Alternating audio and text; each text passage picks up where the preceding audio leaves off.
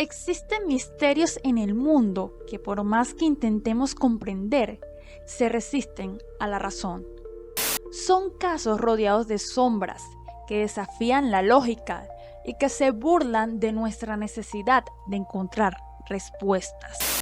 Algunos de ellos se esconden en registros históricos que nunca debieron existir. Otros acechan en los rincones más oscuros de la mente humana. Y otros en las profundidades del tiempo, donde ya nadie se atreve a buscarlos. Hoy exploraremos los misterios sin resolver más aterradores de la historia, cosas que aún después de décadas o incluso siglos han dejado a investigadores, científicos y hasta a los más escépticos con la sangre helada. Cada uno de ellos es como una pieza de un rompecabezas imposible, un enigma que parece retorcerse y ocultarse cuando intentamos descifrarlo. Desde desapariciones inexplicables hasta encuentros con lo desconocido, prepárate porque esta noche no cerrarás los ojos sin que la inquietud te acompañe. Esto es un recorrido por los misterios sin resolver más aterradores de la historia. Hola a todos, mi nombre es Tiffany para quien no me conoce y sean bienvenidos a mi canal. Antes de comenzar, si les gusta este tipo de contenido, me pueden seguir suscribiéndose al canal y activando la campanita de notificaciones ya que esta les avisará cada vez que suba un nuevo video. Sin más nada que agregar, comencemos con el caso. El misterio del vuelo 370. La noche del 8 de marzo del 2014, el vuelo MH370 despegó de Kuala Lumpur rumbo a Beijing. A bordo iban 227 pasajeros y 12 tripulantes. Todo parecía normal y el vuelo transcurría sin incidentes, hasta que aproximadamente a la 1:20 am, el avión desapareció de los radares. Así de simple, una aeronave de más de 60 metros de largo se esfumó en medio de la nada, dejando detrás solo una angustiante señal de pérdida de contacto. En la cabina de control, el capitán Zaharie Ahmad, un piloto experimentado, transmitió el último mensaje de radio: "Buenas noches, Malasia 370". Después de esas palabras, el vuelo se adentró en una zona de penumbra tecnológica. Los radares de control civil perdieron el rastro del avión. Las autoridades intentaron localizarlo usando radares militares y lograron detectar al MH370 haciendo un giro inusual hacia el sureste, en dirección opuesta a su ruta original. El avión volaba de regreso hacia Malasia, pero ¿por qué? Nadie lo sabe. Lo que ocurrió después es aún más inquietante. Las comunicaciones del avión, los sistemas diseñados para informar sobre su localización y estado, se apagaron manualmente. Esto no puede suceder por accidente. Alguien apagó estos sistemas, alguien que conocía la tecnología a bordo, alguien que tenía un plan. A partir de ese momento se lanzó una de las búsquedas más extensas y costosas de la historia. Durante años, equipos de rescate recorrieron un área de más de 120.000 kilómetros cuadrados en el Océano Índico, en donde se suponía que el avión había caído. Encontraron restos, pero esos restos no decían nada sobre lo que pasó. Las puertas, los flaps y partes del fuselaje halladas en lugares remotos como Madagascar y la isla de la Reunión solo hacían crecer las dudas. Cada pieza de escombro parecía contar una historia distinta. Cada hallazgo aumentaba el terror y el misterio. No había cadáveres, no había rastros de combustible, solo silencio. Un silencio tan profundo y oscuro como el fondo del océano, donde aún se presume que yacen los restos del MH370. Como en todo misterio sin resolver, las teorías conspirativas no tardaron en llegar. Muchos sugieren que el capitán Zaharie cometió un acto de suicidio extendido, desviando el avión de manera deliberada hacia una muerte segura en las profundidades del Índico. Pero esta teoría, por absurda que parezca, no explica el motivo. La teoría de un secuestro surgió luego de que 2 pasajeros iraníes subieran al avión usando pasaportes robados, aunque más tarde se descubrió que solo buscaban asilo, pero esto no detuvo los rumores. Por otro lado, algunas personas creen que el avión fue víctima de un fallo mecánico catastrófico que despresurizó la cabina. Según esta hipótesis, la tripulación y los pasajeros perdieron el conocimiento por falta de oxígeno y el avión voló solo hasta agotarse el combustible y caer al océano. Otra teoría aterradora es que el avión fue secuestrado por una organización secreta o incluso derribado intencionalmente por algún gobierno para ocultar información confidencial que alguien a bordo llevaba consigo. Pues hay evidencia de que el avión cambió de rumbo de forma deliberada y que sus sistemas de comunicación fueron desconectados manualmente. Los defensores de esta teoría señalan que ningún país ha proporcionado datos satelitales completos del avión. Sugirieron un encubrimiento. Los rumores se intensificaron cuando se reportó que familiares de los pasajeros informaron que los teléfonos de sus seres queridos seguían repicando, lo que indicaría que los dispositivos estaban operativos. Y luego está la teoría de que el avión nunca se cayó en absoluto. Algunos investigadores sugieren que fue desviado hacia alguna base secreta que aterrizó en un lugar remoto y que los pasajeros fueron mantenidos cautivos. ¿Por qué? Nadie lo sabe. Solo existen susurros de personas que aseguran haber visto el avión en algún lugar de Asia Central. El caso del vuelo MH370 sigue sin resolverse. Los familiares de las 239 personas que habían a bordo esperan aún, aferrándose a la esperanza de encontrar una respuesta, mientras el resto del mundo observa desde las sombras, incapaz de comprender cómo en la era de la tecnología avanzada un avión puede desaparecer sin dejar rastro alguno. En el fondo del Océano Índico, en una zona de más de 4 kilómetros de profundidad, yace el que posiblemente sea el último rastro del vuelo MH370. Pero allí, rodeado de oscuridad, parece querer guardar sus secretos para siempre, porque a veces los misterios se vuelven demasiado oscuros, demasiado profundos, para que los descubramos.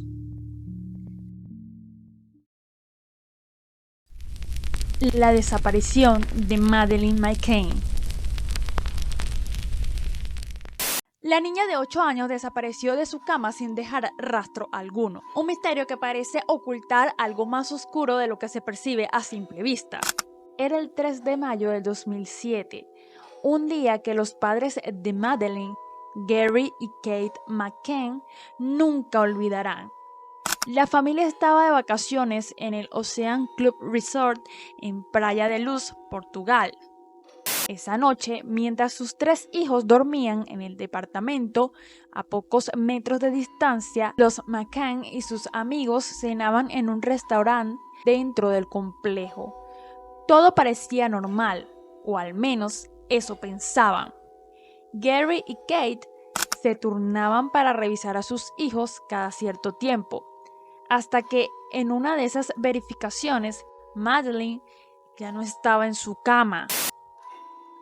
La pequeña de 3 años simplemente había desaparecido sin dejar ni una sola pista visible. La ventana de la habitación estaba abierta y la cama de Madeleine estaba vacía. Fue en ese momento cuando el miedo se convirtió en pánico y el caso comenzó a expandirse como una mancha de aceite.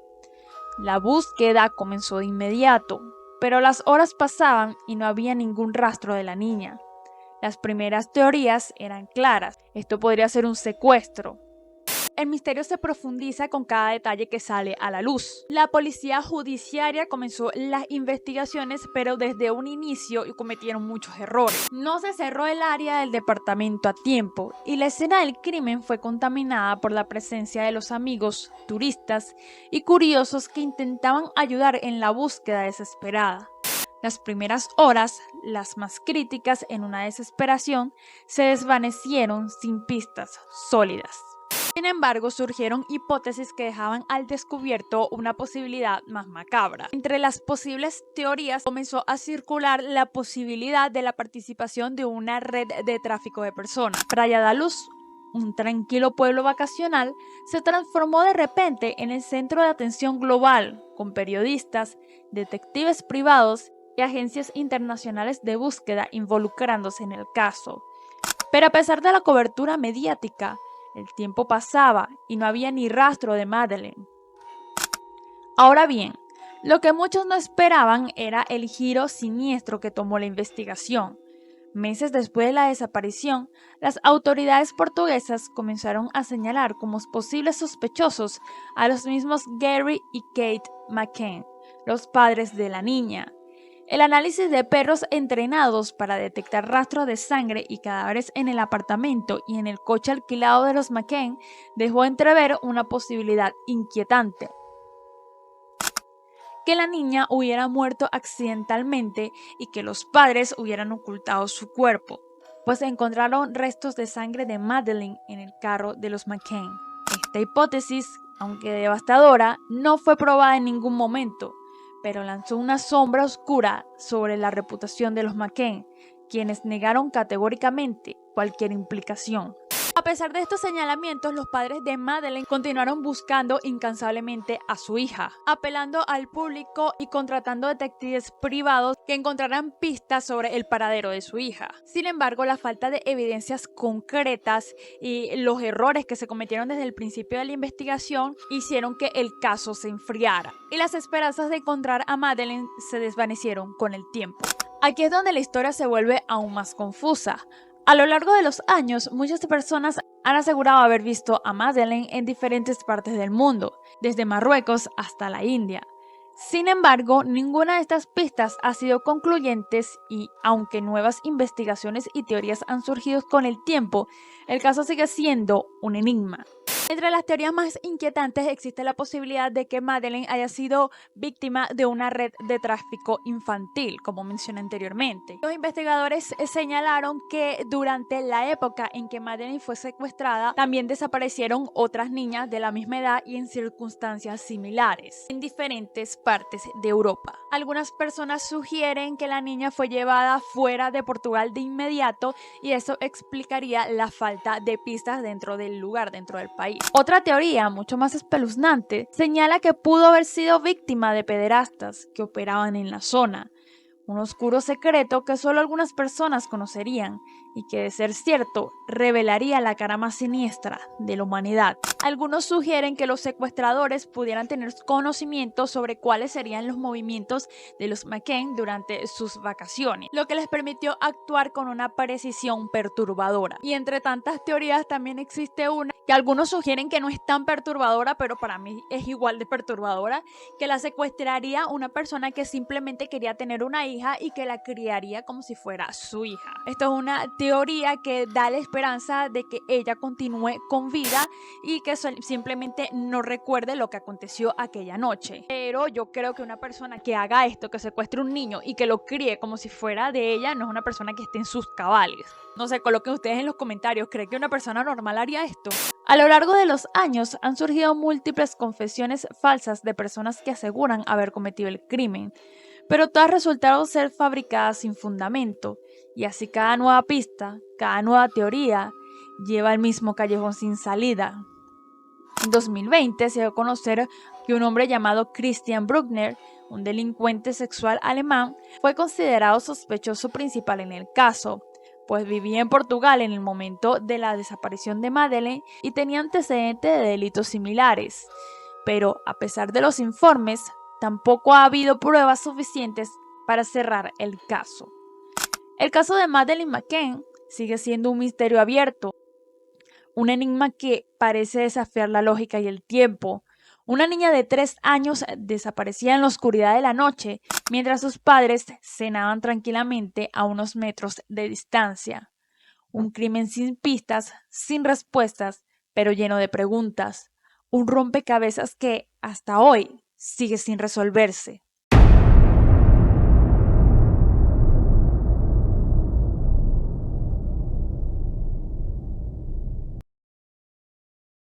El caso del Paso Dyatlov.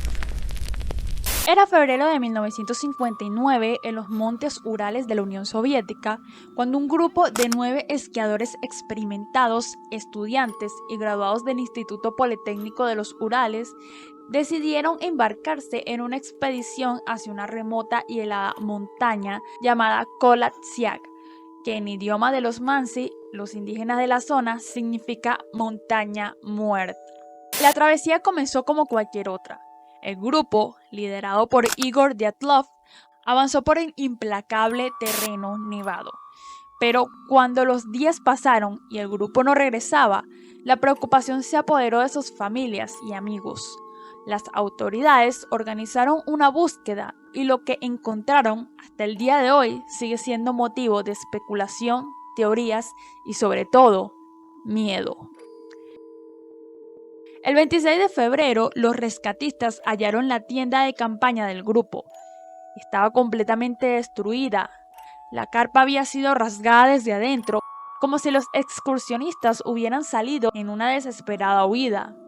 Lo que encontraron a continuación desafió toda lógica. Los cuerpos de los 9 miembros del grupo estaban dispersos en diferentes puntos, y lo más desconcertante, todos habían muerto en circunstancias extremadamente misteriosas. Algunos de los cuerpos estaban apenas vestidos, algo impensable para temperaturas que llegaban a los 30 grados bajo cero. Muchos de ellos estaban en ropa interior, como si hubieran salido corriendo de la tienda en medio de la noche, dejando atrás su única protección contra el frío mortal. Pero, ¿por qué? ¿Qué podría haberlos llevado a hacer algo tan irracional? 2 de ellos fueron encontrados cerca de los restos de una fogata a la intemperie, bajo un gran árbol. Ambos estaban descalzos y con quemaduras inexplicables en sus manos. A sus pies había ramas rotas, como si hubieran intentado escalar el árbol, probablemente en un intento desesperado por huir de algo. Pero esto era solo el comienzo. Los otros cuerpos no se encontraban muy lejos. Uno de ellos tenía signos de haber intentado regresar a la tienda. Su rostro mostraba una expresión de horror indescriptible. Otros, como el mismo Igor Dyatlov, fueron hallados boca abajo, como si también hubiera tratado de arrastrarse de vuelta a la tienda. Pero entonces las muertes se van volviendo más macabras. 4 de los cuerpos fueron encontrados meses después, enterrados bajo 4 metros de nieve en un barranco. Estos excursionistas presentaban heridas que, según los expertos, no podían haber sido causadas por otro ser humano. 2 de ellos tenían la cuenca de los ojos vacías. Las costillas y el cráneo de algunos estaban destrozados, como si hubieran sufrido una presión enorme, algo comparable a un accidente automovilístico. Pero lo que más desconcertó a los investigadores fue lo que encontraron en el cuerpo de Lyudmila Dubidina. Su lengua había desaparecido, había sido arrancada de su boca. Nadie hasta el día de hoy ha podido explicar con certeza cómo ocurrió. Otra cosa extraña es que en sus ropas encontraron trazas de radioactividad. ¿Qué les pasó realmente a esos 9 jóvenes? La teoría oficial apuntaba a una fuerza desconocida e irresistible. Pero eso es lo más escalofriante de todo, la falta de respuestas. Algunas teorías intentan arrojar luz sobre el misterio. Hay quienes creen que el grupo fue víctima de una avalancha. Sin embargo, esta hipótesis no explica las graves heridas internas que presentaban varios de los excursionistas ni el estado en el que fueron encontrados, ya que el área en donde acamparon no era propensa a avalanchas. Otros señalan la posibilidad de pruebas militares secretas. Se habla de la presencia de misiles y armas experimentales. Incluso hubo testimonios de otras personas que reportaron haber visto extrañas esferas luminosas en el cielo la misma noche en que ocurrió la tragedia. ¿Podrían haber sido víctimas de algún experimento fallido? Algunos incluso creen que las luces eran ovnis y que los excursionistas tuvieron un encuentro con lo desconocido. Una teoría más siniestra habla de una intervención sobrenatural. Los Mansi, los nativos de la región, consideraban las montañas como un lugar maldito. Según su mitología, aquellos que osaban perturbar esa tierra estarían condenados, y los 9 excursionistas pudieron haber despertado algo que nunca debieron haber tocado. Pero quizás lo más inquietante es lo que sugiere el investigador Lev Yanov, quien fue parte del equipo original que analizó el caso. Según Ivanov, el gobierno soviético estaba tan interesado en cerrar rápidamente el caso que nunca se investigó a fondo. Ivanov llegó a afirmar que las autoridades ocultaron información clave, alimentando aún más las teorías conspirativas. El paso de Dyatlov es un misterio que sigue desconcertando a todos los que se adentran en su historia. Han pasado más de 60 años y las preguntas siguen sin respuestas claras. ¿Qué vio el grupo esa fatídica noche en los Urales? ¿Qué fue lo que los hizo salir corriendo desnudos en plena tormenta de nieve? Y sobre todo, ¿por qué esos cuerpos mostraban signos tan inexplicables? Hay misterios que por más que tratemos de comprender, parecen destinados a quedar en la oscuridad donde pertenecen.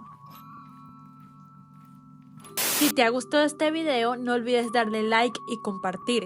Y si quieres seguir viendo contenido como este, te invito a que te suscribas al canal y des clic en la campanita de notificaciones, ya que esta te avisará cada vez que suba un nuevo video.